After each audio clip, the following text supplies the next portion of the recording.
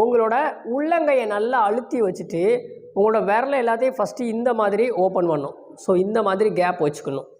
So இப்படி க்ளோஸாக இருக்கிறத இந்த மாதிரி ஓப்பன் வச்சுட்டு இப்போ என்ன பண்ணால் உள்ளங்கையை நல்லா ப்ரெஸ் பண்ணி உங்களோட எல்லா விரலையும் மட்டும் வெளிப்பக்கமாக தள்ளணும்.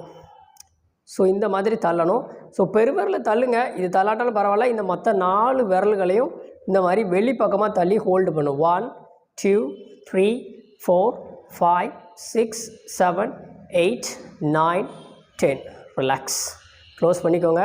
இந்த கையை ரொம்ப நேரம் நீட்டி வச்சு பண்ண முடியலை, வலி இருக்குது அப்படின்னா ஸோ ரிலாக்ஸ் பண்ணிவிட்டு நல்லா மூச்சு